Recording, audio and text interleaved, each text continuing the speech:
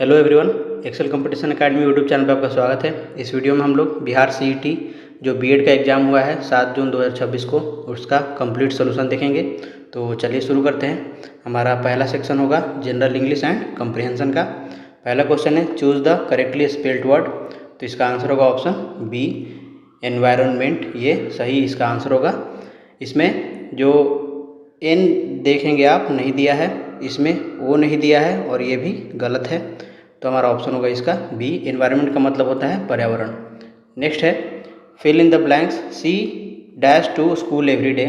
वाक्य में every day का प्रयोग हुआ है जो एक आदत या दैनिक दिनचर्या को दर्शाता है। ऐसे वाक्य में सिंपल प्रेजेंट टेंस का प्रयोग होता है।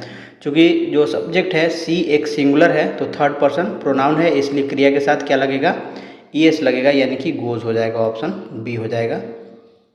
नेक्स्ट है चूज़ द करेक्ट सेंटेंसेस। तो ही डोंट लाइक, ये गलत होगा। ही के साथ हेल्पिंग वर्ब डजंट का प्रयोग होता है, डोंट का नहीं, इसलिए ऑप्शन ए हमारा क्या हो जाएगा, गलत हो जाएगा। यहाँ पर डजंट दिया है, इसमें भी डजंट दिया है, और यहाँ पे लाइक्स दिया है, यहाँ पे लाइक दिया है। तो देखिए जब वाक्य में डज आ जाता है तो मुख्य क्रिया हमेशा अपने मूल रूप में ही होती है, यानी लाइक में ही ये रहेगा, ना कि लाइक्स होगा। ऑलरेडी यहाँ पे ईएस लग गया है ना, तो इसमें क्या लगाने का फ़ायदा है। तो ऑप्शन हो जाएगा हमारा सी। नेक्स्ट है आइडेंटिफाई द टेंस। हमें बताना ये किस काल में है। तो सी इज़ रीडिंग अ बुक। तो इसका आंसर क्या होगा, इसका आंसर होगा ऑप्शन बी, प्रेजेंट कंटिन्यूअस। इस वाक्य की जो बनावट है वो है subject plus is, am, are plus verb I N G plus object के रूप में है। यहाँ इज वर्तमान काल को और रीडिंग जो V4 है वो जारी कार्य को दर्शाता है, इसलिए ये प्रेजेंट कंटिन्यूअस टेंस में होगा। नेक्स्ट है I have dash my homework. तो वाक्य में हेल्पिंग वर्ब हैव का प्रयोग हुआ है जो कि प्रेजेंट परफेक्ट टेंस की पहचान है। अंग्रेजी व्याकरण के नियम के अनुसार हैज़, हैव, हैड के बाद हमेशा क्रिया का तीसरा रूप यानी V3 आता है। तो डू का क्या होगा, डन होगा। V3 ये होता है, डिड V2 होता है, और ये V1 होता है, और ये V4 है। तो हमारा ऑप्शन हो जाएगा सी। नेक्स्ट है choose the correct article. He is dash, यहाँ पे डैश होगा, he is dash honest man. तो आंसर होगा ऑप्शन बी, यहाँ पे एन छूट गया है, ऑप्शन हो जाएगा इसका बी। ऑनेस्ट में हमेशा क्या होता है, एच जो होता है साइलेंट रहता है, इसलिए जो ये ओ है ये आवाज़ वॉवेल साउंड है, इसलिए इसके वजह से हम क्या लगाते हैं, एन लगाते हैं। नेक्स्ट है identify the part of a speech of the underlined word. She speaks softly. तो ये सॉफ्टली के बारे में पूछ रहा है कि कौन सा पार्ट्स ऑफ स्पीच है ये। तो इसका आंसर होगा ऑप्शन डी, एडवर्ब। वाक्य में सॉफ्टली शब्द वर्ब यानी जो स्पीक्स है ये उसकी विशेषता बता रहा है कि वह कैसे बोलती है। तो इसका आंसर होगा वह धीमे से सॉफ्टली बोलती है। तो जो शब्द किसी क्रिया विशेषण या अन्य क्रिया विशेषण की विशेषता बताते हैं उन्हें एडवर्ब कहते हैं। तो हमारा आंसर हो जाएगा ऑप्शन डी। नेक्स्ट है क्वेश्चन नंबर 8 से 12 के लिए पैसेज दिया है। इस वीडियो को आप पॉज करके पैसेज को पढ़ें, मैं इसके सीधे आंसर पे चलता हूँ। दिया है question, what is the primary purpose of education mentioned in the passage. तो पैसेज में क्या प्राथमिक उद्देश्य है शिक्षा का, हमें ये बताना है। तो इसका आंसर होगा option C, holistic development of individuals. आप गद्यांश की पहली और दूसरी पंक्ति में यहाँ पे देखिए स्पष्ट रूप से लिखा है कि education plays a vital role in shaping the personality and future of an individual. It is not limited to the mere acquisition of facts but involves the development of critical thinking, moral values and social responsibility. तो यह सब व्यक्ति के सर्वांगीण विकास यानी कि holistic development की ओर इशारा करता है, न कि केवल तथ्य रटने या पैसा कमाने पर। तो हमारा जो आंसर होगा ऑप्शन हो जाएगा C. According to the passage a good teacher. तो पैसेज के अनुसार अच्छा शिक्षक कौन होता है। तो इसका आंसर होगा option C, understand diverse learner needs. तो देखिए पैराग्राफ दूसरा देखिए, यहाँ पे जो दूसरा का दिया है तीसरा लाइन, यहाँ पे a good teacher understands the diverse needs of learners and adopts different teaching strategies to make learning effective and engaging. तो हमारा ऑप्शन क्या हो जाएगा, इसमें सी हो जाएगा। नेक्स्ट है what role does technology play in education today. आज की शिक्षा में तकनीक का क्या महत्व है या उसका क्या रोल है। तो देखिए इसका भी आंसर दिया है सेकेंड पैराग्राफ में यहाँ पे।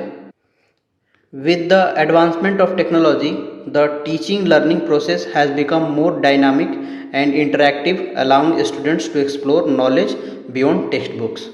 तो हमारा आंसर क्या हो जाएगा इसका? तो हमारा आंसर हो जाएगा इसका option B, it makes learning more dynamic and interactive. Next question है, which of the following is mentioned as a challenge in education. तो इनमें से कौन सा शिक्षा के लिए चुनौती है? तो देखिए इसका आंसर तीसरे पैराग्राफ में दिया है यहाँ पे। However challenges such as lack of resources, large class sizes and unequal access to quality education still persist. तो यहाँ स्पष्ट रूप से बताया गया है कि लार्ज क्लास साइजेस को एक बड़ी समस्या है। तो हमारा ऑप्शन क्या हो जाएगा? ऑप्शन हो जाएगा सी।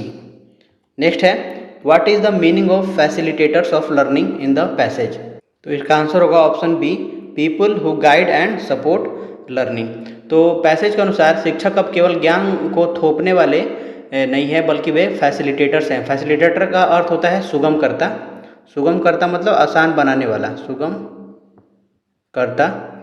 और वे बच्चों को मार्ग दिखाते हैं और उन्हें गाइड करते हैं। नेक्स्ट है, choose the synonym of rapid. तो रैपिड का अर्थ होता है तीव्र या बहुत तेज। तो दिए गए विकल्प में से फास्ट हमारा आंसर हो जाएगा। वीक इसका कमज़ोर होगा, स्लो का मतलब धीमा जो इसका विलोम है, और लेट का मतलब देर होता है। नेक्स्ट है, choose the antonym of positive. तो इसका आंसर होगा ऑप्शन बी, नेगेटिव। पॉजिटिव का अर्थ होता है सकारात्मक और इसका सटीक विलोम शब्द जो होगा नेगेटिव होगा। नेक्स्ट है, what is the meaning of empathy. तो एम्पैथी का मतलब क्या होता है हिंदी में? सहानुभूति या परानुभूति भी होता है। तो इसका अर्थ होता है खुद को दूसरे की परिस्थिति में रखकर उसकी भावनाओं, दुखों या दर्द को गहराई से महसूस करना। तो हमारा आंसर हो जाएगा option B, understanding others feelings. तो यहाँ पे हमारा सेक्शन 1 खत्म होता है। सेक्शन 2 देखते हैं। इसमें है जनरल हिंदी, सामान्य हिंदी। नेक्स्ट है, निम्न में से कौन सा वाक्य शुद्ध है। तो हमारा आंसर होगा ऑप्शन बी, शिक्षक विद्यार्थियों को प्रेरित करते हैं। देखिए विकल्प ए में करता है लिखा है, शिक्षक विद्यार्थियों को प्रेरित करता है, जो कि गलत है, क्योंकि शिक्षक के प्रति आदर प्रकट करने के लिए हमेशा बहुवचन क्रिया करते हैं का प्रयोग होना चाहिए। सी को देखिए, शिक्षक विद्यार्थियों को प्रेरित करते हैं, यहाँ पे है होना चाहिए, यहाँ पे बिंदु होना चाहिए था। शिक्षक विद्यार्थियों को प्रेरित करते हूँ, ये तो गलत है। तो ये भी गलत है, ये भी गलत है, ये भी गलत है। नेक्स्ट है, प्रशिक्षित शिक्षकों की कमी इस पदबंध में किस कारक का बोध कराता है। तो इसका आंसर होगा ऑप्शन बी, संबंध कारक का बोध कराता है। यहाँ प्रशिक्षित शिक्षक को यहाँ पे जो है और कमी के बीच संबंध स्थापित किया जा रहा है। तो संबंध कारक के विभक्ति चिन्ह का, की, के होता है। तो चूंकि कमी स्त्रीलिंग शब्द है, इसलिए यहाँ की का प्रयोग हुआ है, जो संबंध कारक को दर्शाता है। इसके साथ आपको एक ट्रिक याद रखना है, जो कारक तालिका होती है, कर्ता ने कर्म को करण से संप्रदान के लिए अपादान से अलग होने के सेंस में, संबंध का, के, की, अधिकरण में, पर, और संबोधन हे, अरे। नेक्स्ट है, प्रश्न संख्या 18 से 22 के लिए हमें ये गद्यांश दिया है, इसको आप पढ़िए। हम सीधे इसके क्वेश्चंस पे चलते हैं। क्वेश्चन है, गद्यांश का केंद्रीय विचार क्या है। तो इसका आंसर होगा ऑप्शन बी, समावेशी शिक्षा का महत्व और चुनौतियाँ। पूरे गद्यांश में समावेशी शिक्षा के अर्थ और उसके उद्देश्यों और उसके रास्ते में आने वाली बाधाओं पर विस्तार से चर्चा किया गया है, इसलिए इसका सबसे सटीक केंद्रीय विचार जो होगा ऑप्शन बी होगा। नेक्स्ट है, समावेशी शिक्षा का मूल सिद्धांत क्या होता है। तो इसका आंसर होगा ऑप्शन बी, सभी को समान अवसर प्रदान करना। इसका आंसर देखिए, पैसेज हमारा पहला लाइन, समावेशी शिक्षा आधुनिक शैक्षिक व्यवस्था का एक महत्वपूर्ण सिद्धांत है, जिसका उद्देश्य प्रत्येक बच्चों को समान अवसर प्रदान करना है, चाहे उसकी शारीरिक, मानसिक, सामाजिक या आर्थिक स्थिति कैसी भी हो। नेक्स्ट प्रश्न देखिए, गद्यांश के अनुसार शिक्षक की भूमिका क्यों जटिल हो जाती है। तो देखिए पहला जो पैसेज दिया है, इसमें यहाँ पे लिखा हुआ है कि समावेशी कक्षा में शिक्षक की भूमिका अत्यंत महत्वपूर्ण हो जाती है, क्योंकि उसे विविध क्षमताओं, रुचियों और पृष्ठभूमियों वाले विद्यार्थियों के लिए उपयुक्त शिक्षण रणनीतियाँ अपनानी पड़ती है। तो हमारा आंसर क्या हो जाएगा इसका, विविध विद्यार्थियों के लिए अलग अलग रणनीतियाँ अपनाने के कारण शिक्षक की भूमिका जटिल हो जाती है। तो ऑप्शन हो गया बी। नेक्स्ट है, निम्नलिखित में से कौन सा समावेशी शिक्षा का अप्रत्यक्ष लाभ है, इनडायरेक्ट प्रॉफिट क्या है। तो देखिए गद्यांश का जो हमारा दूसरा पैराग्राफ है, यहाँ से यह सभी विद्यार्थियों में सहानुभूति, सहयोग और सामाजिक संवेदनशीलता का विकास करती है। तो यह शिक्षा का एक नैतिक और अप्रत्यक्ष लाभ है जो समाज को बेहतर बनाता है। तो हमारा आंसर क्या हो जाएगा? हमारा आंसर हो जाएगा ऑप्शन बी, सामाजिक संवेदनशीलता का विकास करता है, ऑप्शन बी। नेक्स्ट है, गद्यांश के अनुसार समावेशी शिक्षा के कार्यान्वयन में प्रमुख बाधा क्या है? तो देखिए इसके लिए पैराग्राफ दूसरा और लाइन तीसरा यहाँ पे लिखा है, इसके कार्यान्वयन में अनेक चुनौतियाँ भी हैं, जैसे प्रशिक्षित शिक्षकों की कमी, संसाधनों का अभाव और पारंपरिक सोच। तो हमारा आंसर क्या होगा यहाँ पे? हमारा आंसर हो जाएगा ऑप्शन सी, संसाधनों और प्रशिक्षित शिक्षकों की कमी। नेक्स्ट है, समावेशी शब्द का निकटतम अर्थ क्या है? तो इसका आंसर होगा ऑप्शन बी, सम्मिलित करने वाला। समावेशी शब्द समावेश से बना है, जिसका अर्थ होता है शामिल करना या अंतर्निहित करना, अतः इसका निकटतम अर्थ क्या होगा? सबको साथ लेकर चलने वाला, यानी कि सम्मिलित करने वाला। इसका विलोम शब्द अगर पूछे तो क्या होगा? बहिष्कृत होगा। नेक्स्ट है, कार्यान्वयन का सही अर्थ क्या है? तो इसका आंसर होगा ऑप्शन सी, लागू करना। कार्यान्वयन का सीधा अर्थ होता है किसी योजना, विचार या नियम को कार्य रूप में परिणत करना, यानी उसे व्यवहारिक धरातल पर लागू करना। नेक्स्ट है, समानता मूलक शब्द में कौन सा प्रत्यय है? ये प्रत्यय है, कौन सा प्रत्यय है? तो इसका आंसर होगा ऑप्शन ए, ता। इस प्रश्न के आप बाकी के विकल्प को देखिए तो मूल शब्द क्या है हमारा? वो है समान, और इसमें क्या जुड़ा है? प्रत्यय जुड़ा है समानता। चूँकि प्रत्यय के रूप में यहाँ ता सबसे उपयुक्त और स्पष्ट रूप से अलग होने वाला प्रत्यय है, इसलिए हमारा ए सही आंसर होना चाहिए।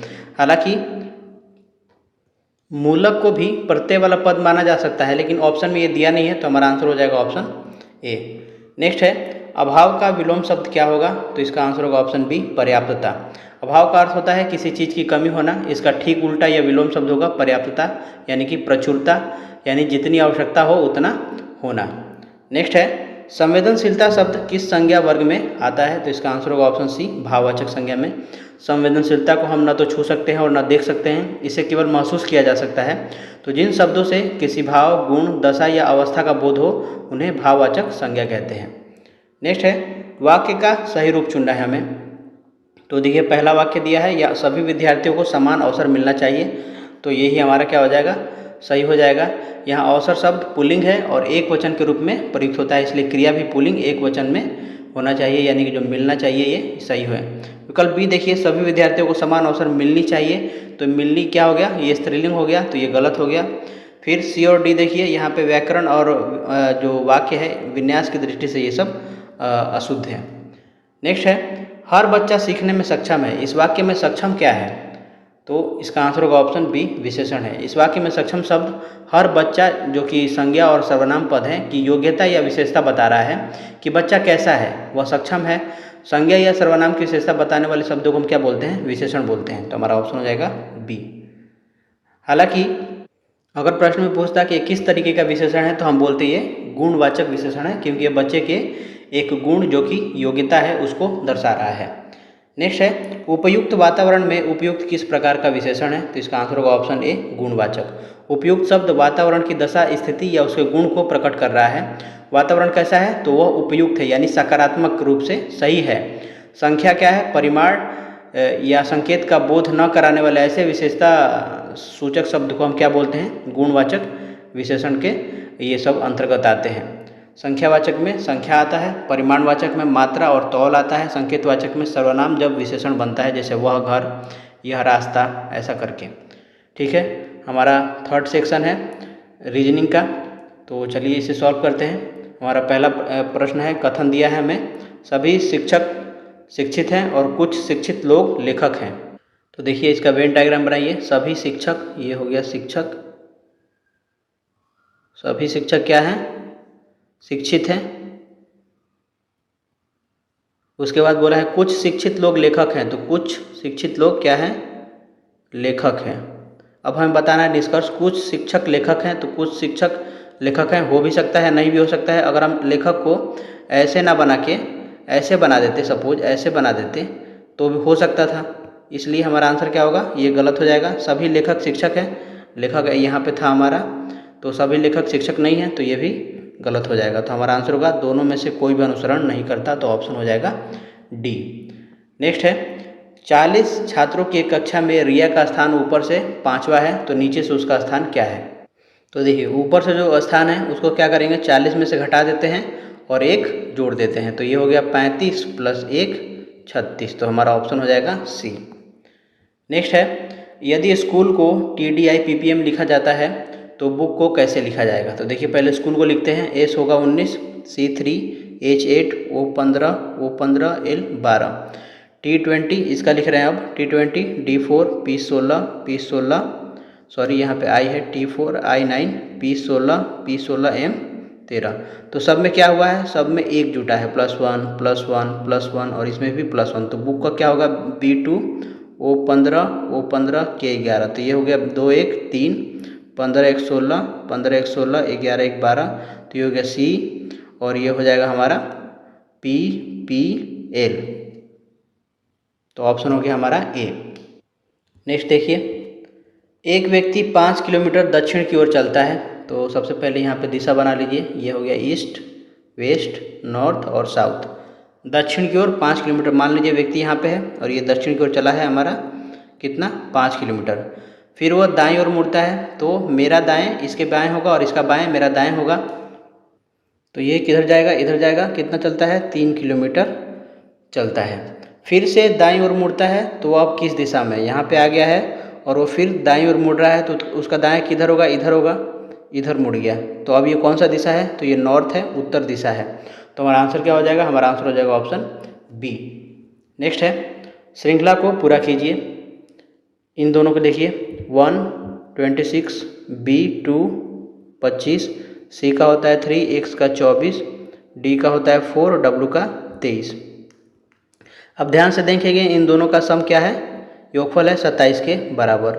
और देखिए ये 1 2 2 1 3 3 1 4 4 1 क्या होना चाहिए 5 5 किसका होता है, ई का होता है, और ई के साथ हम क्या जोड़ेंगे 5 के साथ 22 22 किसका होता है, भी का, तो हमारा आंसर हो जाएगा ई भी, ऑप्शन हो गया बी। नेक्स्ट है निम्नलिखित में से विषम जोड़े को चुनना है हमें। तो देखिए पुस्तक किस प्रयोग में आता है, पढ़ने के, पेन लिखने के काम आता है और चाकू काटने के, तो गेंद खाना खाने के, ये गलत है, गेंद खेलने के काम आता है, तो ये हो जाएगा हमारा विषम पेयर, ऑप्शन डी हो जाएगा। नेक्स्ट है 5 व्यक्ति दिया है ABCD एक पंक्ति में बैठे हैं, तो 5 व्यक्ति 1 2 3 4 5 बना लेते हैं। ए जो है बी के बाईं ओर है और सी जो है बी के दाईं ओर है, तो मध्य में कौन बैठा है। तो देखिए बी कॉमन है दोनों में, इसमें भी बी है, इसमें भी बी है, तो बी को हमने यहाँ पर रख दिया। बी के बाईं ओर है, बाईं किधर होगा, इधर होगा। बी के बाईं ओर क्या है, ए है, ए बी के बाईं ओर है। और दूसरा स्टेटमेंट है सी बी के दाईं ओर है, यानी कि सी यहाँ पे है, ठीक है। तो मध्य में कौन है ये पूछ रहा है। तो देखिए अगर इसे हम पहला पोजीशन मान लें, इसको दूसरा तीसरा, तो चौथा और पांचवे पे क्या आ सकता है, या तो ई आएगा यहाँ पे डी, या फिर यहाँ पे डी यहाँ पे ई, ठीक है। दूसरा तरीका क्या है कि दूसरा तरीका हम मान लेते हैं कि ये पांचवा है, ये चौथा, ये तीसरा, दूसरा एक, और यहाँ पे डी ई या फिर ई और डी हम ऐसे रखते हैं। तो इस एक बार आ रहा है सी, ठीक है। और अगर हम क्या करते हैं इसको 1 2 3 4 5 मान लेते हैं, तो इस बार मध्य में कौन आ रहा है, ए आ रहा है, यानी कि हम निर्धारित नहीं कर सकते कि कौन बीच में आएगा, तो ऑप्शन हो जाएगा हमारा डी। नेक्स्ट है अगली संख्या ज्ञात कीजिए, दिया है 3 9 27 81। देखिए इसमें क्या किया है, 3 से गुणा है, इसमें भी 3 से गुणा है और इसमें भी 3 से गुणा है, तो इसमें भी क्या करेंगे 3 से गुणा कर देंगे, 3 एकम 3 और 3 के 24, यानी कि 243 हमारा आंसर हो जाएगा ऑप्शन डी। नेक्स्ट है यदि रेड 27 है तो ब्लू क्या होगा। तो देखिए आर होता है 18, ई होता है 5, डी होता है 4, तो 18 5 23 23 4 27, तो यहाँ पे 27 दिया है। तो ब्लू का B2 L12 U21 E5, 2 2 4 1 5 5 10 के 0 हासिल 1 2 1 3 1 4, तो 40, तो ऑप्शन हो जाएगा हमारा डी। नेक्स्ट है यदि ए बी का भाई है, बी सी की बहन है और सी डी का पिता है, तो ए डी से क्या संबंध है। देखिए अगर गोल से दिखाएंगे तो इसका अर्थ है इसके अंदर जो भी व्यक्ति आएगा वो स्त्री होगी, महिला होगी वो, इसका मतलब होता है कि इसे हम पुरुष को दिखा रहे हैं, ठीक है। इसका मतलब होता है कि भाई बहन के बीच संबंध दिखा रहे हैं, भाई या बहन के बीच। इसका मतलब होता है कि पति पत्नी के बीच का संबंध है ये, पति और पत्नी। और इसका मतलब है जनरेशन गैप, यानी एक जनरेशन का अंतर है, जनरेशन गैप बोलते हैं इसे। जैसे यहाँ पे अगर पिता है तो यहाँ पे पुत्र या पुत्री होगी। ठीक है, अब प्रश्न सॉल्व करते हैं। ए बी का भाई है, तो ए जो है बी का भाई है। बी बहन है या भाई है हमें नहीं पता है, ए पता है कि ए बी का भाई है। दूसरा है बी सी की बहन है, तो बी सी की बहन है। सी भाई है, सी लड़का है या लड़की हमें नहीं पता है। सी जो है बोला है बस, बी बहन है सी की। सी डी का पिता है, तो सी यहाँ पे पिता हो जाएगा डी का। उसके बाद है ए का डी से क्या संबंध है हमें पूछ रहा है। डी के बारे में हमें नहीं पता है कि वो महिला है या पुरुष है। तो एक जो है इसके पिता का क्या है, भाई है, यानी ए क्या होगा, चाचा या ताऊ होगा। हो सकता है बड़ा हो ए सी से, या छोटा हो तो चाचा हो जाएगा, बड़ा हो तो ताऊ हो जाएगा। तो ऑप्शन हो गया हमारा सी। नेक्स्ट है तार्किक क्रम में व्यवस्थित कीजिए। तो देखिए, यह किसी पौधे के विकास का प्राकृतिक और तार्किक कालक्रम दिया है। तो सबसे पहले भूमि में क्या बीज बोया जाता है, ठीक है। उसके बाद बीज से क्या बनता है, पौधा बनता है। पौधे से उसमें फूल आता है, फूल के बाद उसमें फल लगते हैं। तो हमारा आंसर हो जाएगा 1, 2, 3 एंड 4, ऑप्शन ए हो जाएगा इसका आंसर। नेक्स्ट है कथन दिया है हमें कि सभी पक्षी उड़ सकते हैं और गौरैया एक पक्षी है। निष्कर्ष है कि गौरैया उड़ सकती है। तो बिल्कुल, जब सभी पक्षी उड़ सकते हैं और गौरैया एक पक्षी है तो इसका मतलब गौरैया क्या है, उड़ सकती है। तो हमारा निष्कर्ष क्या हो जाएगा, सही हो जाएगा। तो ऑप्शन हो गया हमारा बी। नेक्स्ट है विषम संख्या ज्ञात कीजिए। तो देखिए इसे दो तरीके से बना सकते हैं। पहला, इसको क्या लिख सकते हैं, 4 का स्क्वायर 16, ये होगा 5 का स्क्वायर 25, ये होगा 11 का स्क्वायर 121 और ये 7 का स्क्वायर 49। तो यहाँ पे 5, 11 और 7 ये क्या है, अभाज्य संख्याएं हैं, अभाज्य संख्या है। और 4 क्या है, 4 एक भाज्य संख्या है। तो ये क्या हो गया, इन सब से अलग हो गया, यानी ये विषम हो गया। दूसरा तरीका ये हो सकता है कि 16 क्या है, एक सम संख्या है, बाकी 25, 121 और 49 जो है ये सभी विषम संख्याएं हैं, सम और विषम संख्याएं। तो ये हमारा इस केस में भी आंसर ए ही आएगा बस। नेक्स्ट है यदि समय 3:15 है तो इसका दर्पण प्रतिबिंब क्या होगा। तो किसी भी समय का दर्पण प्रतिबिंब निकालने के लिए उसमें 11:60 यानी कि 12 बजे में से घटा देते हैं। तो इसमें से 3:15 घटा देंगे तो क्या बचेगा आपके पास, 8:45। तो ऑप्शन हो गया हमारा बी। नेक्स्ट है एक कक्षा में 20 छात्र गणित पसंद करते हैं, 15 विज्ञान पसंद करते हैं और 5 दोनों पसंद करते हैं। तो कितने छात्र केवल गणित पसंद करते हैं। देखिए इसको ऐसे समझिए, ये हो गया गणित मैथ और ये हो गया साइंस। तो बोल रहा है कि 5 दोनों पसंद करते हैं, यानी कि ये 5 बीच में आ जाएगा। टोटल छात्र मैथ में कितने हैं, 20 पसंद करने वाले, 5 ऑलरेडी यहाँ पे मैंने लिख दिया है, तो यहाँ कितना होगा 15।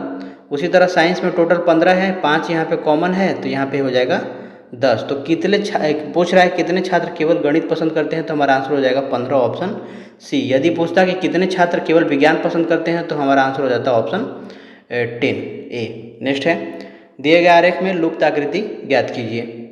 तो इसको ध्यान दीजिए, ये जो डॉट है, ये डॉट कहाँ गया है, यहाँ गया है, फिर ये डॉट यहाँ से यहाँ आया है, फिर ये डॉट यहाँ से यहाँ आना चाहिए। तो ठीक है, तो यहाँ पे और यहाँ पे, बाकी ये सी और बी तो हमारा गलत हो जाएगा। ठीक है, उसके बाद देखिए ये डॉट जो है सटा हुआ है, इसमें थोड़ा सा स्पेस है, तो हमारा ऑप्शन होना चाहिए ए।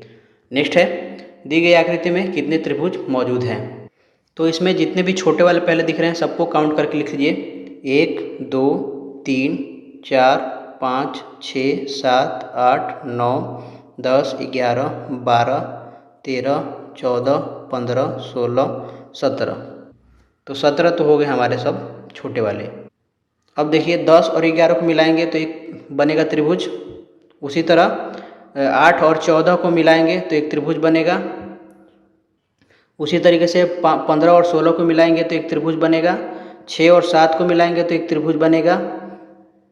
उसी तरह ये वाला एक बड़ा वाला त्रिभुज बनेगा। उसके बाद ये सबसे बड़ा वाला एक त्रिभुज बनेगा। तो कितना हो गया, 17, 18, 19, 20, 21, 22, 23। तो ऑप्शन हो जाएगा हमारा सी। नेक्स्ट है निम्नलिखित में से कौन सा विकल्प मूल आकृति x को समाहित करेगा। तो इसका आंसर होगा ऑप्शन 4। देखिए यहाँ पे ये ऐसे बन रहा है, जो हमारा एक्चुअल फिगर दिया हुआ है x, तो ऑप्शन हो गया डी। नेक्स्ट है, एक पासे की 3 स्थितियाँ नीचे दी गई हैं, 4 वाले फलक के आसन फल को यानी एडजेसेंट फेसेस पर क्या आ सकता है। तो 4 के विपरीत निकालना होगा पहले, और उसके बाद हमें बताना है उसके आसन फलक पर क्या क्या आएगा। तो देखिए 4 यहाँ पे दिया है, इसके आसन फलक पर क्या है, 3 है, 5 है। यहाँ पे क्या है, 4 के आसन फलक पर 6 है और 5 है। 5 ऑलरेडी हमने लिखा हुआ है। यहाँ पे यदि आप ध्यान दें इस 3 5 को, ये वाला 3 5 और ये 3 5, तो 3 5 दोनों एडजेसेंट है 7 के, और ये एडजेसेंट 7 है, यानी कि 4 के विपरीत क्या होगा, 7 होगा। तो हमारे पास क्या बचा अब, या तो 2 या 1, हमें पता नहीं इस फलक पे कौन होगा। हमें देखना है कि आसन फलक पर कौन कौन है 4 के। तो देखिए कौन कौन है, 3 है, 5 है, 6 है। 7 क्या है, विपरीत है, तो गलत। 7 विपरीत है, ये भी गलत, ये भी गलत। यहाँ पे 6 5 देखिए आसन्न है, और यहाँ पे 6 5 क्या है, 4 के आसन्न है। तो ऑप्शन हो गया डी। नेक्स्ट है, निम्नलिखित में से कौन सा विकल्प शब्द पेंटेड के दर्पण प्रतिबिंब के निकटता से मेल खाता है। दर्पण प्रतिबिंब पूछ रहा है। दर्पण प्रतिबिंब का मतलब यहाँ पे हमारा दर्पण रखा हुआ है, हमें बताना। सबसे पहले क्या आएगा, डी आएगा ऐसे, तो सब में डी दिया है। उसके बाद क्या आएगा, ई। ई यहाँ पे देखिए सीधा वाला ई है, मतलब ये तो गलत हो गया हमारा, डी ई डी। उसके बाद टी देखिए, टी, ये टी तो उल्टा हो गया है, जल प्रतिबिंब बन गया है, तो ये भी गलत हो गया हमारा। टी के बाद ये देखिए एन यहाँ पे सीधा है, यहाँ पे एन उल्टा है, तो हमें मार देंगे हम ऑप्शन बी। लुप संख्या ज्ञात कीजिए। देखिए इसमें किया क्या है कि इसमें 3 से गुणा किया है और इसमें 1 जोड़ दिया है। इसमें 3 से गुणा किया है और इसमें 1 जोड़ दिया है, तो हम क्या करेंगे, इसमें 3 से गुणा कर देंगे, तो 22 दिए 66 हो जाएगा, ऑप्शन बी। नेक्स्ट है, श्रृंखला को पूरा कीजिए। देखिए बी होगा 2, ई 5, आई 9, एन 14, तो 2 3 5, 5 4 9, 9 5 14, 14 6, 3 4 5 6, यहाँ पे 6 आएगा, 14 6 20, 20 किसका होता है, टी का, टी 20, यहाँ पे टी छूट गया है, तो ऑप्शन हो जाएगा हमारा डी। नेक्स्ट है, शिक्षक संबंधित है स्कूल से, तो डॉक्टर किससे संबंधित है, तो इसका आंसर होगा ऑप्शन डी, अस्पताल से संबंधित है। नेक्स्ट है, एक व्यक्ति 10 मीटर उत्तर की ओर चलता है, तो देखिए हम क्या करते हैं, सबसे पहले ये बना लेते हैं ईस्ट, वेस्ट, नॉर्थ और साउथ। यहाँ पे व्यक्ति है, ये 10 मीटर गया है उत्तर की ओर, फिर 5 मीटर पूरब की ओर जाता है, तो 5 मीटर इधर पूरब की ओर जाएगा, फिर 10 मीटर दक्षिण की ओर चलता है, तो 10 मीटर दक्षिण की ओर चलता है, और वो अपने प्रारंभिक बिंदु से कितनी दूरी पे है, तो इसके बीच का दूरी कितना है, 5 मीटर है, तो ऑप्शन हो गया हमारा डी। नेक्स्ट है, एक महिला की ओर इशारा करते हुए रवि ने कहा कि वह मतलब कौन, महिला मेरे दादाजी की, यानी कि रवि के दादाजी के इकलौते बेटे की बेटी है। तो देखिए रवि के दादाजी का इकलौता बेटा का मतलब क्या है कि रवि के पिताजी, ठीक है, और उस इकलौते बेटे यानी कि रवि के पिताजी की बेटी कौन है, तो रवि की बहन होगी, यानी कि वह महिला रवि की क्या होगी, सगी बहन होगी, तो ऑप्शन हो जाएगा हमारा बी। नेक्स्ट है सेक्शन 4 जनरल अवेयरनेस का। पहला क्वेश्चन है, मौर्य साम्राज्य के संस्थापक कौन थे, तो इसका आंसर होगा ऑप्शन बी, चंद्रगुप्त मौर्य। चंद्रगुप्त मौर्य ने 322 ईसा पूर्व में अपने गुरु चाणक्य की सहायता से नंद वंश के अंतिम शासक घनानंद को पराजित करके मौर्य साम्राज्य की स्थापना की थी।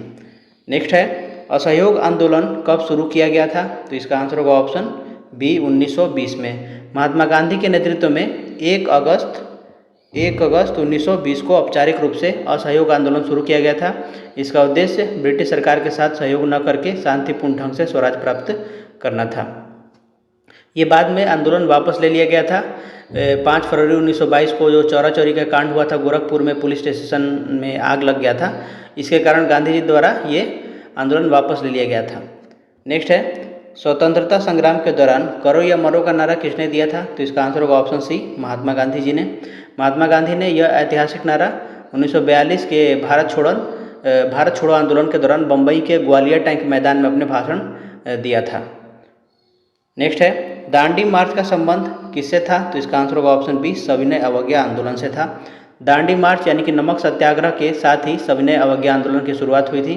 गांधी जी ने 12 मार्च 1930 को साबरमती आश्रम से अपने 78 अनुयायियों के साथ यात्रा शुरू की और 6 अप्रैल 1930 को दांडी पहुंचकर नमक बनाया और नमक कानून को अवहेलना करके नमक कानून तोड़ा।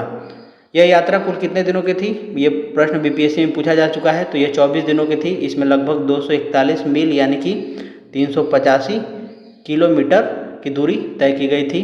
इस आंदोलन को खत्म करने के लिए 1931 में गांधी इरविन समझौता हुआ था। नेक्स्ट है, भारतीय राष्ट्रीय कांग्रेस की स्थापना कब हुई थी? तो इसका आंसर होगा ऑप्शन ए 1885। भारतीय राष्ट्रीय कांग्रेस की स्थापना 28 दिसंबर 1885 को बॉम्बे के गोकुलदास तेजपाल संस्कृत कॉलेज में की गई थी। इसके संस्थापक एक सेवानिवृत्त ब्रिटिश अधिकारी एलन ऑक्टेवियन ह्यूम थे। प्रथम अध्यक्ष कौन थे? तो व्योमेश चंद्र बनर्जी थे। और उस समय के वायसराय कौन थे? ये प्रश्न पूछता है। तो ये थे लॉर्ड डफरिन। नेक्स्ट है, लंबाई के अनुसार भारत की सबसे लंबी नदी कौन सी है? इसका आंसर होगा ऑप्शन सी गंगा नदी। गंगा नदी भारत की सबसे लंबी नदी है जिसकी कुल लंबाई क्या है? 2525 किलोमीटर है।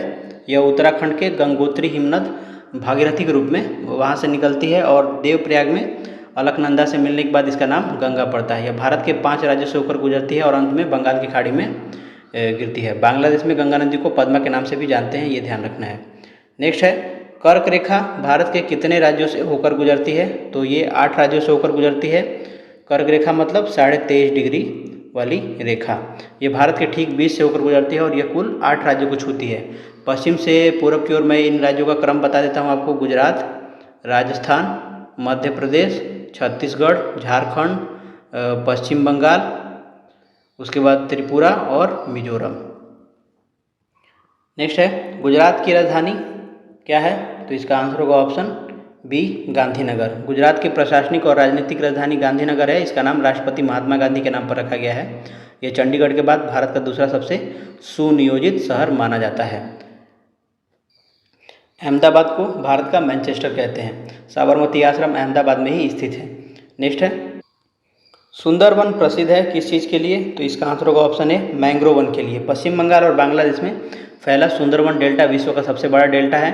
यह अपने विशाल मैंग्रोव वनों और खारे पानी में उगने वाले पौधों के लिए प्रसिद्ध है। यहाँ मुख्य रूप से सुंदरी नाम के पेड़ पाए जाते हैं जिसके कारण इसका नाम सुंदरवन पड़ा है। नेक्स्ट है, भारत का सबसे बड़ा मरुस्थल कौन सा है? तो इसका आंसर होगा ऑप्शन बी थार मरुस्थल। थार मरुस्थल जिसे महान भारतीय मरुस्थल या ग्रेट इंडियन डेजर्ट भी कहा जाता है। यह भारत का सबसे बड़ा मरुस्थल है। इसका अधिकांश भाग राजस्थान में स्थित है और कुछ हिस्सा हरियाणा, पंजाब, गुजरात तथा पाकिस्तान में भी फैला हुआ है। इसके साथ एक्स्ट्रा फैक्ट आपको याद रखना है ये कि सहारा जो है यह विश्व का सबसे बड़ा गर्म मरुस्थल है और गोबी मरुस्थल विश्व का सबसे बड़ा ठंडा मरुस्थल है। इसके साथ यह थार मरुस्थल विश्व का सबसे घनी आबादी वाला मरुस्थल है, यानी कि यहाँ प्रति वर्ग किलोमीटर में अन्य मरुस्थलों की तुलना में सबसे ज़्यादा लोग रहते हैं। नेक्स्ट है, वह प्रक्रिया जिसके द्वारा पौधे अपना भोजन बनाते हैं क्या कहलाती है? तो इसका आंसर होगा ऑप्शन बी प्रकाश संश्लेषण। पौधे सूर्य के प्रकाश की उपस्थिति में क्लोरोफिल यानी हरित लवक, पानी और कार्बन डाइऑक्साइड का उपयोग करके अपना भोजन बनाते हैं। इस जैव रासायनिक प्रक्रिया को प्रकाश संश्लेषण कहा जाता है। नेक्स्ट है, बल का एसआई मात्रक क्या है? तो इसका आंसर होगा ऑप्शन सी न्यूटन। भौतिकी में बल का अंतर्राष्ट्रीय मात्रक न्यूटन है जिसका नाम प्रसिद्ध वैज्ञानिक सर आइजैक न्यूटन के सम्मान में रखा गया है। जो बल का सूत्र होता है वो ध्यान रखना है कि F = ma होता है। जूल जो है ये कार्य और ऊर्जा का मात्रक है। वाट जो है ये शक्ति का मात्रक है और पास्कल जो है ये दाब का मात्रक है। नेक्स्ट है, मानव हृदय में कितने कक्ष होते हैं? तो इसका आंसर होगा ऑप्शन ए 4 कक्ष होते हैं। स्तनधारियों और पक्षियों के समान मानव हृदय में भी कुल 4 कक्ष होते हैं। ऊपर के 2 कक्षों को आलिंद, दाया आलिंद और बायां आलिंद, और नीचे के 2 कक्षों को निलय, दाया निलय और बायां निलय कहा जाता है। मछली में अगर पूछे तो कितना होता है? तो मछली में 2 कक्ष होते हैं। उभयचर और सरीसृप में कितने होते हैं? तो 3 होते हैं। और मगरमच्छ में अपवाद स्वरूप, हालांकि यह सरीसृप है और इसमें भी 3 होना चाहिए था, लेकिन मगरमच्छ में होता है 4। तो ये ध्यान रखना है। 2 होता है मछली में, उभयचर और सरीसृप जैसे कि मेंढक, छिपकली में 3 होता है कक्ष और मगरमच्छ में 4, मनुष्यों में भी 4। नेक्स्ट है, ओजोन परत पृथ्वी को बचाती है किससे? तो इसका आंसर होगा ऑप्शन बी पराबैंगनी विकिरण से। ओजोन परत यानी कि इसका फॉर्मूला जो होता है O3, ये वायुमंडल के समताप मंडल में पाई जाती है।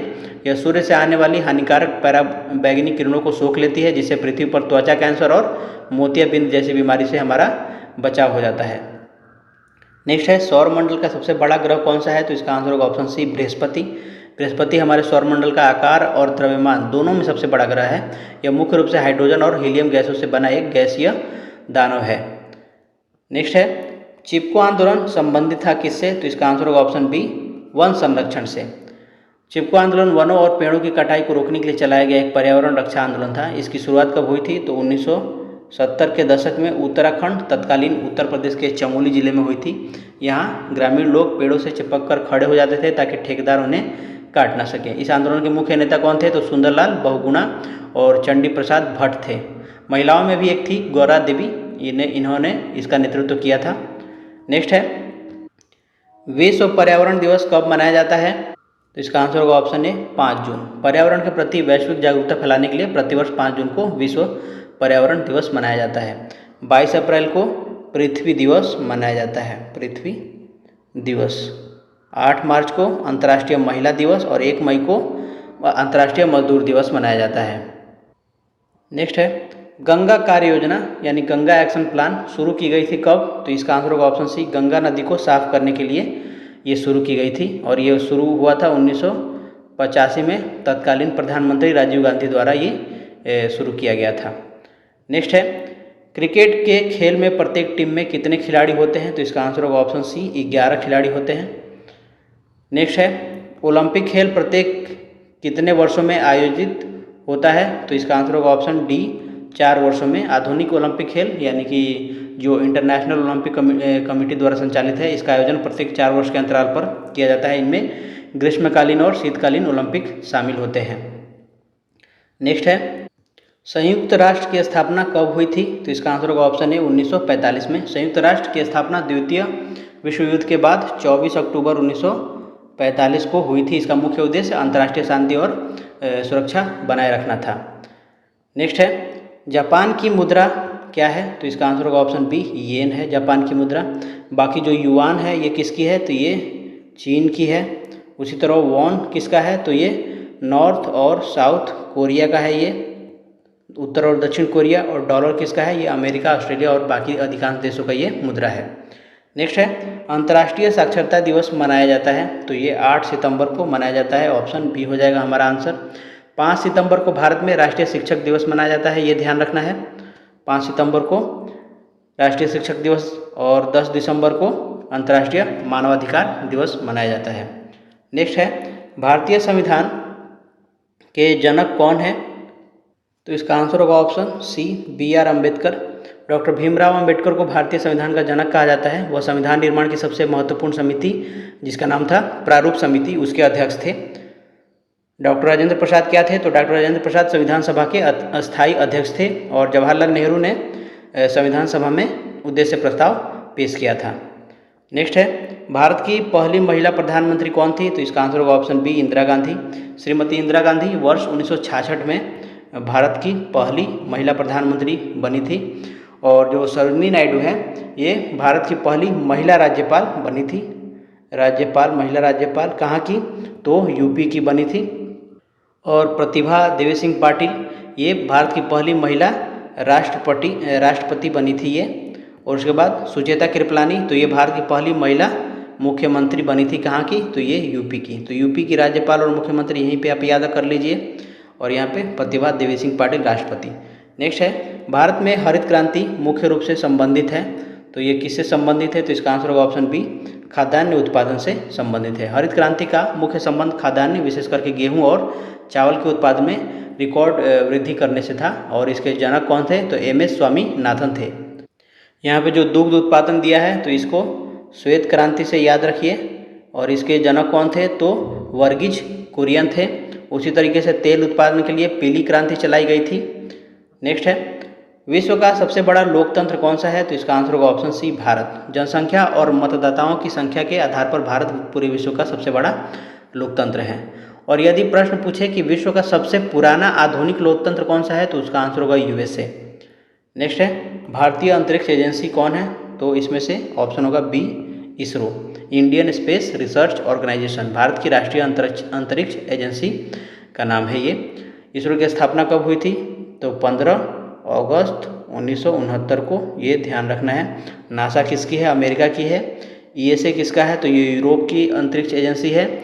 जबकि डीआरडीओ भारत का रक्षा अनुसंधान संगठन है। नेक्स्ट है, भारत में शिक्षक दिवस मनाया जाता है तो 5 सितंबर को मनाया जाता है। भारत के पहले उपराष्ट्रपति और दूसरे राष्ट्रपति डॉक्टर सर्वपल्ली राधाकृष्णन के जन्मदिन के उपलक्ष्य में मनाया जाता है।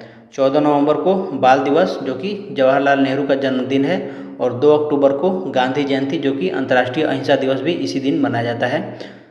नेक्स्ट है, यूनेस्को का मुख्यालय स्थित है कहाँ पे? तो इसका आंसर होगा ऑप्शन बी, पेरिस में। संयुक्त राष्ट्र शैक्षिक वैज्ञानिक एवं सांस्कृतिक संगठन यानी यूनेस्को का मुख्यालय पेरिस में स्थित है। यूनेस्को की स्थापना कब हुई थी? तो ये 1945 में हुई थी। यह दुनिया भर में ऐतिहासिक धरोहर को विश्व संस्कृति धरोहर स्थल का दर्जा प्रदान करता है। नेक्स्ट है, राष्ट्रीय शिक्षा नीति 2020 ने किस पुरानी नीति को प्रतिस्थापित किया था? तो इसका आंसर होगा ऑप्शन ए, एनपीई 1986। राष्ट्रीय शिक्षा नीति 2020 ने 34 वर्ष पुरानी राष्ट्रीय शिक्षा नीति 1986 को प्रतिस्थापित किया था। एक्चुअल में एनईपी होना चाहिए पर एनपीई दिया है, कोई बात नहीं। जो एनईपी है, नेशनल एजुकेशन पॉलिसी 2020, ये डॉक्टर कस्तूरी रंगन की अध्यक्षता वाली समिति की सिफारिश पर तैयार की गई थी। इसके तहत पुराना जो ढांचा था 10+2 वाला, उसके स्थान पर नया लाया गया 5+3+3+4 ढांचा लागू किया गया था। नेक्स्ट है, भारत में शिक्षा का अधिकार राइट टू एजुकेशन अधिनियम कब लागू किया गया था? तो इसका आंसर होगा ऑप्शन बी, 2010 में। शिक्षा का अधिकार अधिनियम संसद द्वारा 2009 में पारित किया गया था, लेकिन इसे पूरे देश में 1 अप्रैल 2020 से लागू किया गया था, ये ध्यान रखना है। यह अधिनियम संविधान का अनुच्छेद 21A के तहत 6 से 14 वर्ष के बच्चों को मुफ्त और अनिवार्य शिक्षा का मौलिक अधिकार देता है। तो परीक्षा में यदि पारित पूछे कि आरटीई पारित कब हुआ था, तो इसका आंसर होगा 2009, और लागू जब पूछे तो इसका आंसर होगा 2010। एनसीटी का फुल फॉर्म क्या है? तो इसका आंसर होगा option A, national council for teacher education. Next है, करके सीखना, लर्निंग बाय डूइंग की अवधारणा मुख्य रूप से जुड़ी है किससे? तो इसका आंसर होगा ऑप्शन ए, जॉन डीवी से ये जुड़ी हुई है।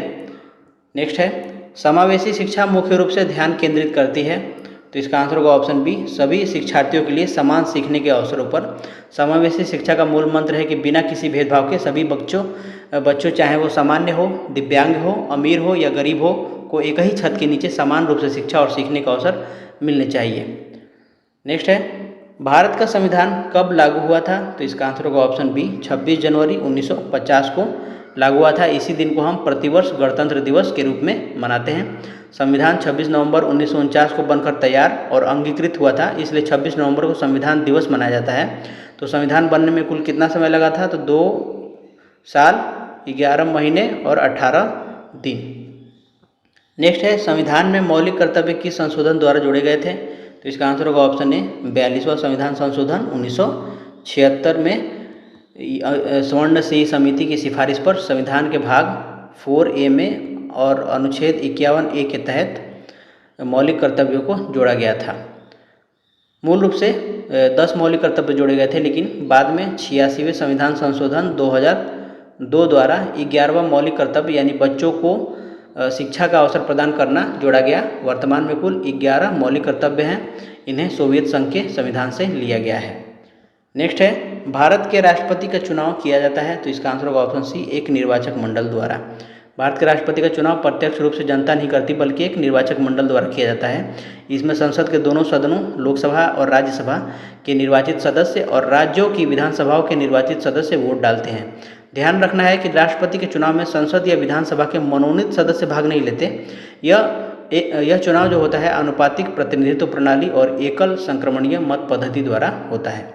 नेक्स्ट है, राज्यसभा में अधिकतम सदस्यों की संख्या कितनी हो सकती है? तो इसका आंसर होगा ऑप्शन सी, 250।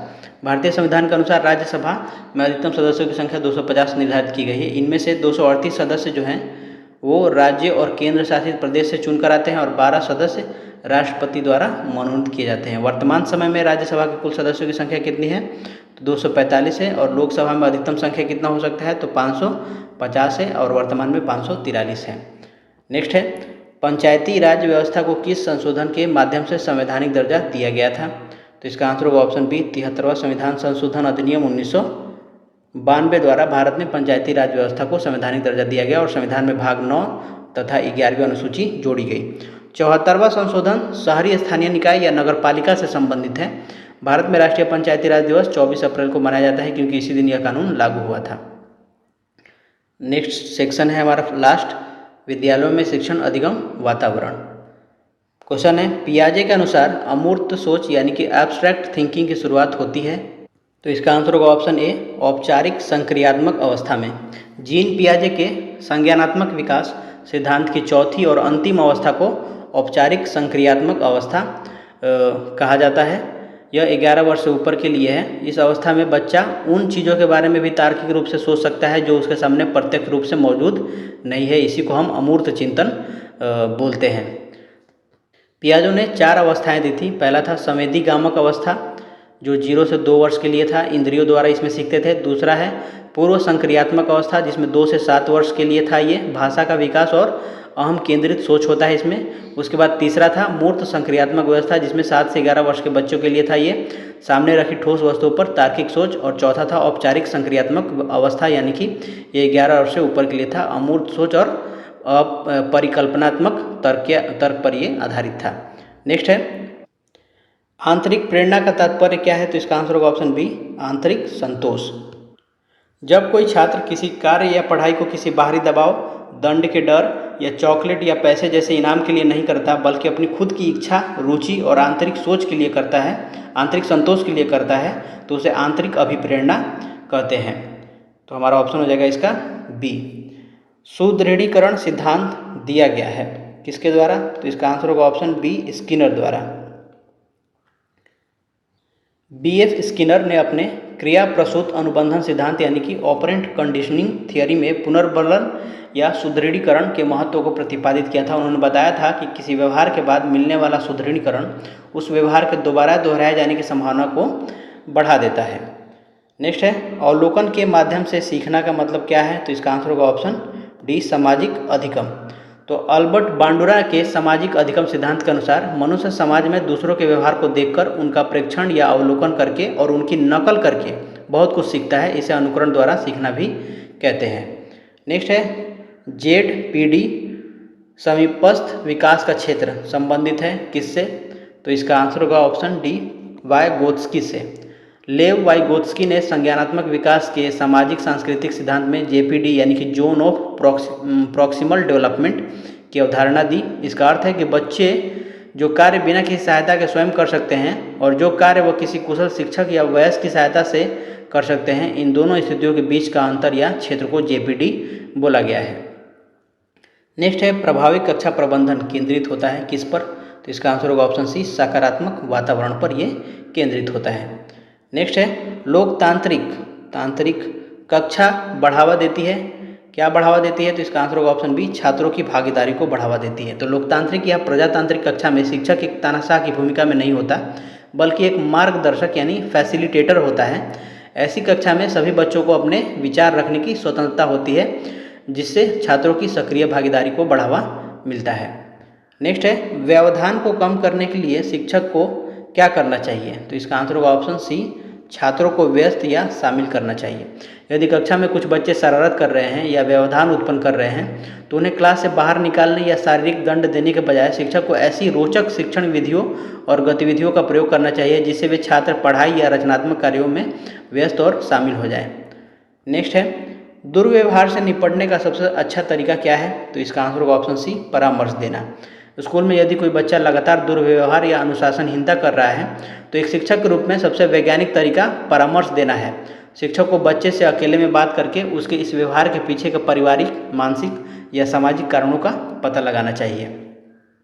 नेक्स्ट है, योगात्मक आकलन किया जाता है। तो इसका आंसर होगा ऑप्शन डी, एक अंत में और संक्रांत पर। तो योगात्मक या संकलात्मक आकलन हमेशा किसी कोर्स, सेमेस्टर, छमाही या वार्षिक सत्र के अंत में किया जाता है। इसका मुख्य उद्देश्य छात्रों को अंक, ग्रेड या अगली कक्षा में प्रोन्नत करने का प्रमाण पत्र देना होता है, जैसे कि बोर्ड परीक्षा होती है। नेक्स्ट है, सतत एवं व्यापक मूल्यांकन केंद्रित है। तो इसका आंसर होगा ऑप्शन बी, समग्र विकास पर। CCE का फुल फॉर्म होता है कंटिन्यूअस एंड कॉम्प्रिहेंसिव इवैल्यूएशन। इसका मुख्य लक्ष्य बच्चे के केवल किताबी या शैक्षिक ज्ञान की जांच करना नहीं, बल्कि उसे उसके शारीरिक, मानसिक, सामाजिक, संवेगात्मक और सह शैक्षिक पहलुओं यानी कि समग्र विकास का मूल्यांकन करना होता है। नेक्स्ट क्वेश्चन है, नैदानिक आकलन मदद करता है किस चीज़ में? तो सी होगा कठिनाइयों की पहचान करने में नैदानिक आकलन यानी कि डायग्नोस्टिक असेसमेंट मदद करता है। जिस प्रकार एक डॉक्टर इलाज से पहले बीमारी का पता लगाने के लिए डायग्नोसिस करता है, ठीक उसी प्रकार एक शिक्षक बच्चे की पढ़ाई में आ रही कमियों, गलतफहमियों और कठिनाइयों की पहचान करने के लिए नैदानिक आकलन करता है। नेक्स्ट है, एक शिक्षक को होना चाहिए तो उसे निष्पक्ष होना चाहिए। एक आदर्श शिक्षक का सबसे बड़ा गुण उसकी निष्पक्षता है। क्लास में चाहे अमीर बच्चा हो या गरीब, सामान्य हो या विशिष्ट, शिक्षक को बिना किसी भेदभाव या तरफदारी के सभी को समान दृष्टिकोण से देखना चाहिए। नेक्स्ट है, प्रभावी प्रतिपुष्ट होनी चाहिए। इफेक्टिव फीडबैक के बारे में बात कर रहा है, तो इसका आंसर होगा ऑप्शन डी, रचनात्मक और समय पर। तो प्रतिपुष्टि यानी फीडबैक तभी प्रभावी होती है जब वह समय पर यानी तुरंत दी जाए, ताकि छात्र अपनी गलती को उसी समय सुधार सके, और वह रचनात्मक होनी चाहिए यानी उसमें केवल कमियां ना गिनाई गई हों बल्कि सुधार के तरीके भी बताए गए हों। नेक्स्ट है, शिक्षक के व्यावसायिक लोकाचार या आचार नीति में शामिल है, तो क्या होगा? इसका आंसर होगा ऑप्शन डी, निष्पक्षता और सम्मान। शिक्षण पेशे की व्यावसायिक आचार नीति यह कहती है कि एक शिक्षक को अपने कर्तव्यों के प्रति ईमानदार, छात्रों के प्रति निष्पक्ष और समाज व शिक्षा व्यवस्था के प्रति सम्मान का भाव रखना चाहिए। नेक्स्ट है, एक शिक्षार्थी केंद्रित कक्षा मुख्य रूप से जोर देती है किस पर? तो इसका आंसर होगा ऑप्शन सी, छात्र की भागीदारी पर। तो बाल केंद्रित या शिक्षार्थी केंद्रित शिक्षा में क्लास का मुख्य हीरो छात्र होता है। ऐसी कक्षा का मुख्य उद्देश्य छात्रों की सक्रिय भागीदारी, उनकी अभिव्यक्तियों और उनके अनुभवों को प्राथमिकता देना होता है।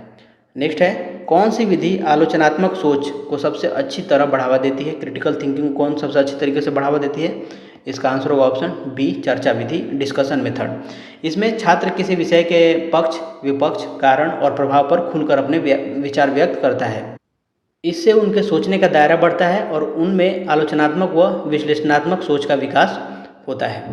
नेक्स्ट है, रचनावाद यानी कंस्ट्रक्टिविज्म में ज्ञान क्या है? तो इसका आंसर होगा ऑप्शन सी, शिक्षार्थियों द्वारा सक्रिय रूप से निर्मित किया गया। नेक्स्ट है, अनुभवात्मक अधिगम, एक्सपेरियंशियल लर्निंग को सबसे अच्छी तरह इस रूप में वर्णित किया गया है, तो इसका आंसर होगा ऑप्शन डी, करके सीखना। एक्सपेरियंशियल लर्निंग, अनुभवात्मक अधिगम का सीधा मतलब है कि स्वयं के अनुभवों और गतिविधियों से सीखना। इसे शिक्षा शास्त्र में करके सीखना कहा जाता है, जहाँ बच्चा खुद प्रयोग करके ज्ञान हासिल करता है। नेक्स्ट है, रचनात्मक आकलन शिक्षकों की मदद करता है, तो इसका आंसर होगा ऑप्शन बी, सीखने के अंतराल की पहचान करने में। नेक्स्ट है, समावेशी शिक्षा का तात्पर्य क्या है? तो इसका आंसर होगा ऑप्शन सी, सभी शिक्षार्थियों के लिए समान अवसर देना समावेशी शिक्षा का ये मूल विचार है। नेक्स्ट है, शिक्षार्थियों की विविधता को संबंधित करने के लिए शिक्षकों को क्या करना चाहिए? तो इसका आंसर होगा ऑप्शन बी, शिक्षण रणनीतियों को अनुकूलित करना चाहिए। हर कक्षा में व्यक्तिगत भिन्नता होती है, कुछ बच्चे तेजी से सीखते हैं तो कुछ धीमी गति से। इस विविधता को संभालने के लिए शिक्षक को लचीला रुख अपनाना चाहिए और अपनी शिक्षण रणनीतियों को बच्चों की आवश्यकताओं के अनुसार अनुकूलित करना चाहिए, अडॉप्ट यानी मॉडिफाई करना चाहिए। नेक्स्ट है, डिसलेक्सिया का संबंध किसमें कठिनाई से है? तो इसका आंसर होगा ऑप्शन बी, पढ़ने में है। डिसलेक्सिया एक प्रकार की पठन अक्षमता यानी कि रीडिंग डिसेबिलिटी है। इससे ग्रसित बच्चों को अक्षरों को पहचानने, शब्दों को धारा प्रवाह पढ़ने और उनका सही उच्चारण करने में कठिनाई होती है। जैसे बच्चा बी को डी या 100 को वाज पढ़ता है, 100 को ये वाज पढ़ लेता है, बी को डी पढ़ सकता है। डिस्ग्राफिया किससे संबंधित है? तो डिस्ग्राफिया लिखने से संबंधित है। डिसकैल्कुलिया जो है वो गणितीय गणना करने से संबंधित होता है और डिस्प्रैक्सिया जो होता है वो शारीरिक गति, कौशल और तालमेल में कठिनाई से संबंधित होता है। कक्षा में समता यानी इक्विटी का अर्थ क्या है? तो इसका आंसर होगा ऑप्शन डी, आवश्यकता के आधार पर सहायता प्रदान करना। तो समानता का मतलब सबको एक बराबर चीज़ देना है, लेकिन समता का मतलब है कि जिस बच्चे की जो विशेष आवश्यकता है उसे उसी के अनुसार सहायता देना। जैसे कमज़ोर नज़र वाले बच्चों को आगे बैठाना या बैसाखी वाले बच्चों के लिए रैंप बनवाना, ताकि सब बराबर स्तर पर आ सके। हमारा लास्ट क्वेश्चन है, बहुसांस्कृतिक शिक्षा यानी मल्टी कल्चरल एजुकेशन बढ़ावा देती है किस चीज़ को? तो इसका आंसर होगा ऑप्शन सी, विविधता के प्रति सम्मान को। तो बहुसांस्कृतिक शिक्षा का अर्थ है कक्षा में विभिन्न संस्कृतियों, भाषाओं और पृष्ठभूमि से आने वाले सभी बच्चों की पृष्ठभूमि को स्वीकार करना और क्लास में इस सांस्कृतिक विविधता के प्रति सम्मान व समावेशन की भावना को जागृत करना। तो ऑप्शन हो जाएगा हमारा सी। तो इस वीडियो में इतना ही था, मिलते हैं अगले वीडियो में, तब तक के लिए धन्यवाद, जय हिंद।